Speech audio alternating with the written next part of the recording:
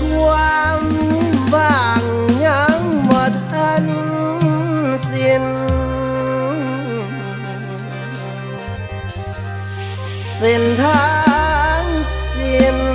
ลปินเต่าพินได้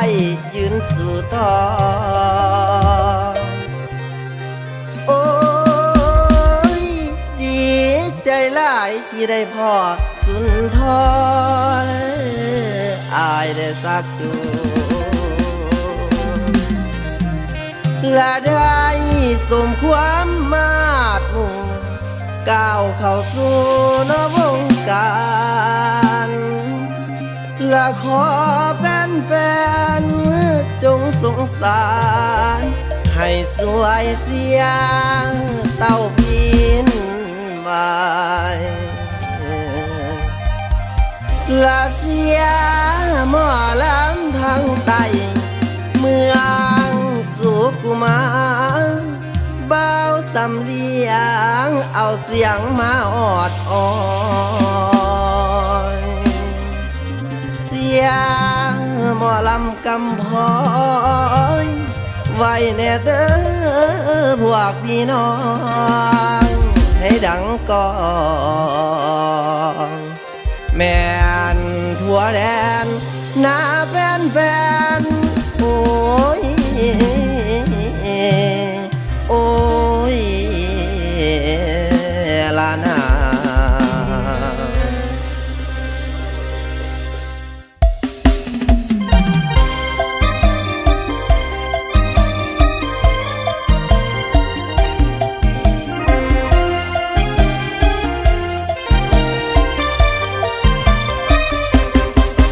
มักหลายด้านศิลปินฝันไฟทวินมาแล้วดนนานหลายปีที่ลองลำตามงานหลายปีที่ลองลำตามงานสอกประสบการณ์อยู่ทั้งเวทีวันนี้สุดที่ภูมิใจเต้าพินเฮ็ดได้สมใจมุ่งหวังเรื่องสื่อเสียงบ่ทันโด่งดังเรื่องสื่อเสียงบ่ทันโด่งดังลองลำให้แฟนฟังเต้าพินก็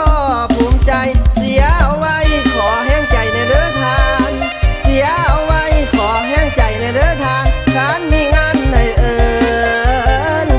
เต้าพินได้อย่างสบายไกลและไกลเต้าพินก็สิไปหาขอแต่เพียงศรัทธาติดต่อมาให้ลำลองเสียงบ่ห้องให้อดฟังเอาไว้ขอกำลังแห้งใจเสียหลานใบยาทิมปล่อยเสียหมอลำกำห้อยไว้แน่เด้อพี่น้องให้ดังกองดังเขาวันได้เงาให้แฟนเอาเสียงพินกอมใจจะบ่ลืมไล่ถ้าสื่อเสียงดังไกลก้องฟ้าจะบ่ลืมบุญคุณอาจารย์สุนทรรจนาที่สักจูงเต้าพินเข้ามาอยู่ในวงการศิลปินลูกสาวดินคนนี้จะขอสู้ต่อเต้าพินวอนขอวอนแฟนจงสงสารเอิ้นใส่เอิ้นหาแน่เด้อมีการมี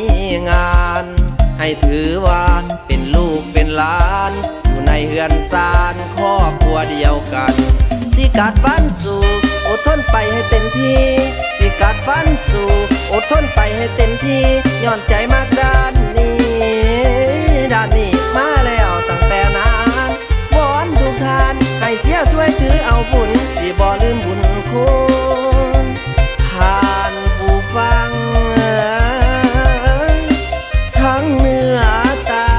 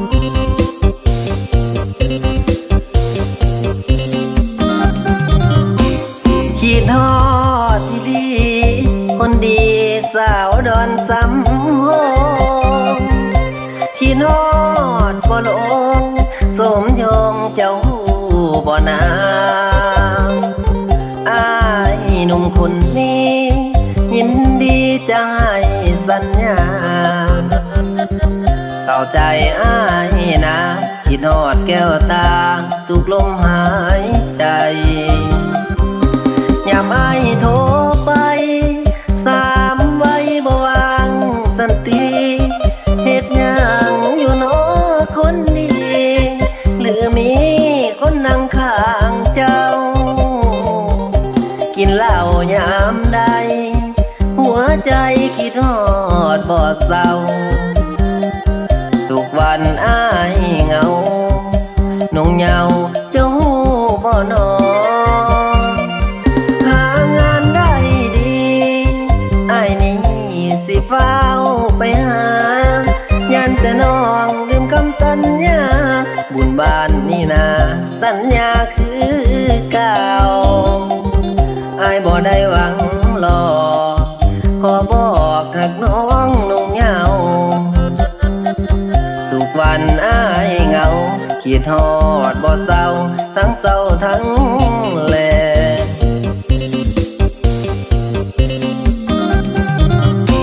บองแก้มแดงแดงเป็นตาแพงสมคำคิดฮอดยามนอนฝันมาได้กอดคิดฮอดบ่คือจังหายขอแต่เพียงคนดีหากไอ้นี้ไปจนวันตายคำสัญญาของลูกผู้ชายสัญญาปีกายบ่เคยเปลี่ยนใจ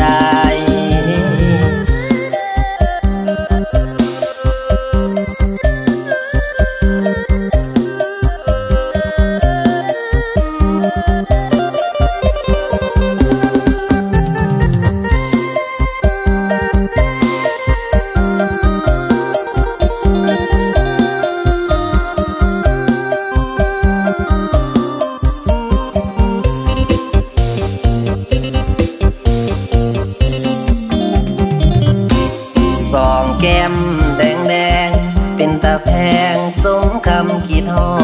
ดยามนอนฝันมาได้กอดคิดฮอดบ่คือจังหายขอแต่เพียงคนดีหากไอ้นี้ไปจนวันตายคำสัญญาของลูกผู้ชายสัญญาปีกายบ่เคยเปลี่ยนใจ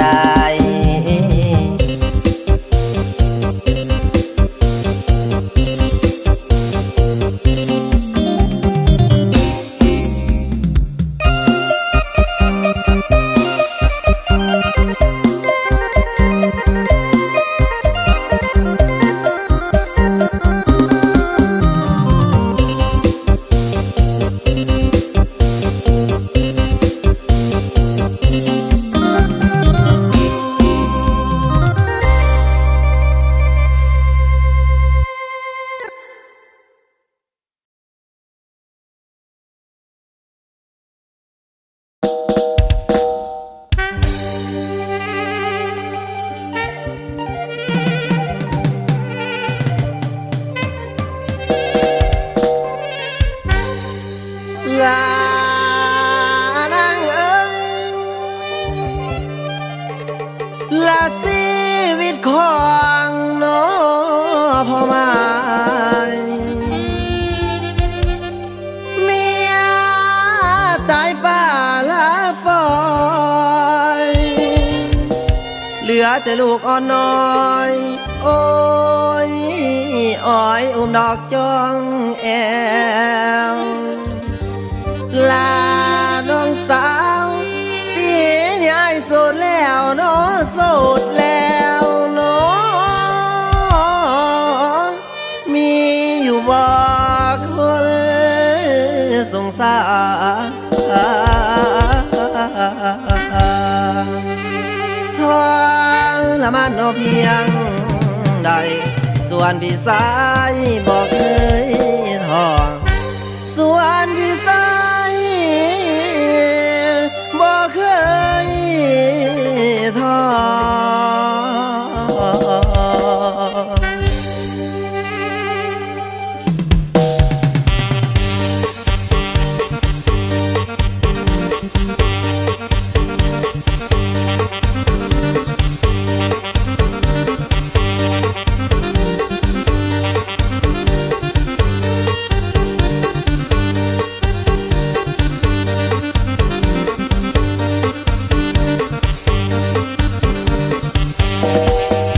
มี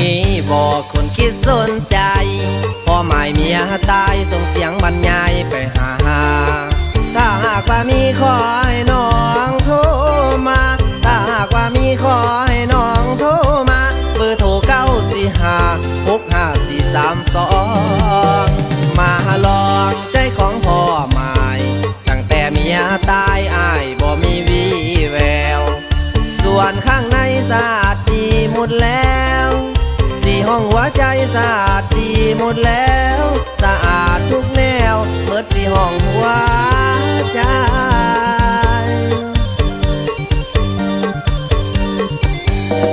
โอ้ยน้อนะขันนับได้สาวใดสนใจโทรหาแน่ขันนับได้สาวใดสนใจโทรหาแน่คนผู้ดำกำแหล่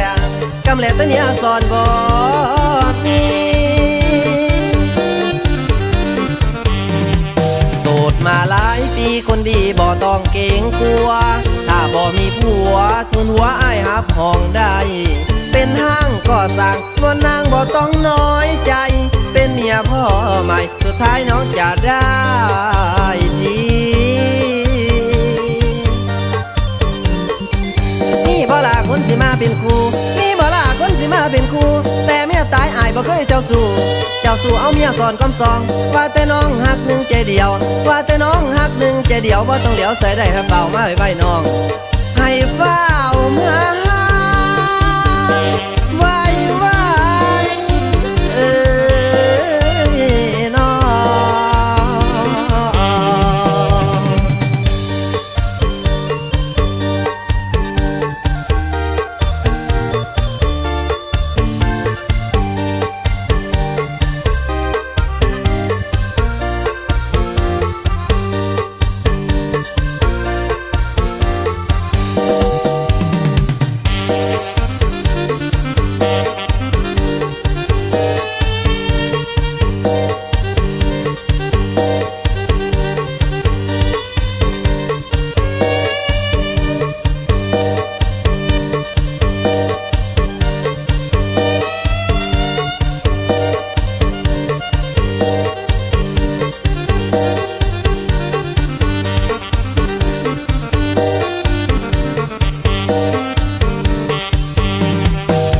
มาหลายปีคนดีบ่ต้องเกรงกลัว